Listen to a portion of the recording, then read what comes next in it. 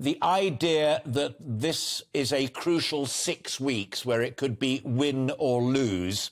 The Ukrainian MP I spoke to said 6 weeks maybe, but certainly 3 months. This is a window where it could literally go either way. Is that your sense?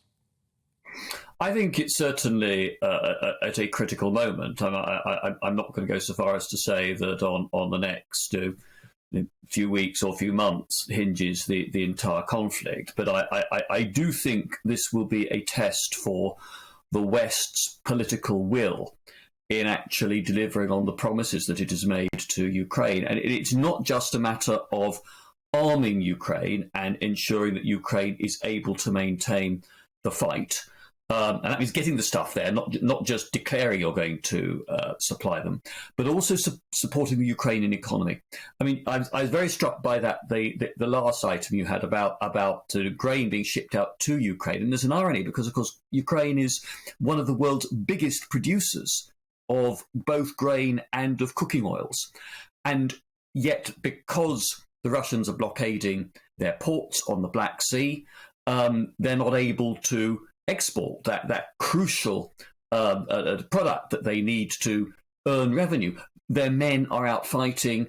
They're not making the economy function as they would normally be doing. And so it's going to be up to us, to Western countries, to support the Ukrainian economy, not just for the next few weeks or months, but I rather fear for several years to come, because my sort of best guess would be that this war is likely to carry on as a horrible First World War style war of attrition, probably for some years, because I don't see where the compromise is at the moment that both President Zelensky and Putin and his regime can accept as reasonable. As General Saunders raised the issue at the speech at your own Russi, talking about the 1937 moment. Do you, on the record now, rule out appeasement? Do you say that's wrong? It is about re-equipping, it's about rearming, it's about standing foursquare with our friends in Ukraine? Yes, I do. I mean, there will be, and President Zelensky has said there will be a time when he will want to talk to even Putin, but I mean, however difficult that may be, or whoever succeeds him in Russia. But it's not the time now for allies of Ukraine in the West to be talking about that step. If you put yourself in the shoes of President Zelensky and people around him in Ukraine, they have seen what has happened in those parts of their country that have been occupied by the Russians. Murders, rapes, cold-blooded killings of civilians. I mean, it appears war crimes on the face of it. Obviously, nobody's yet been sort of tried and convicted. One man has been, but that's all. And I can't blame them if they say the last thing we can think about now is actually conceding territory permanently to a country that's going to treat our people in that way. On the other hand, what is also the case is that the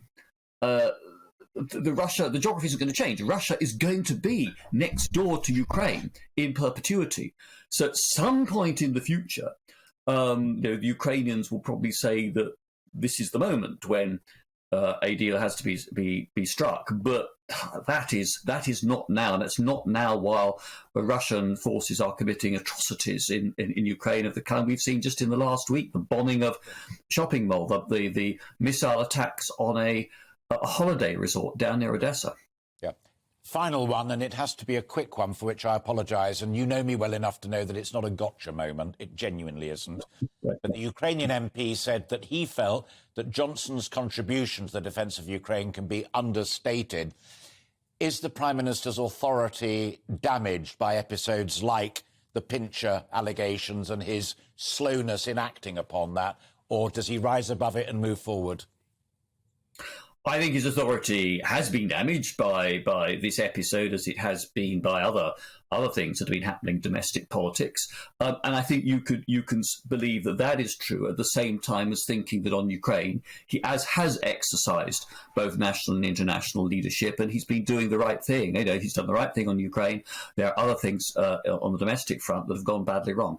Welcome to the GB News YouTube channel. You can watch us live 24 hours a day, catch up on your favourite shows and join in the conversation in the comments below. Don't forget to subscribe and you'll never miss any of our exclusive content.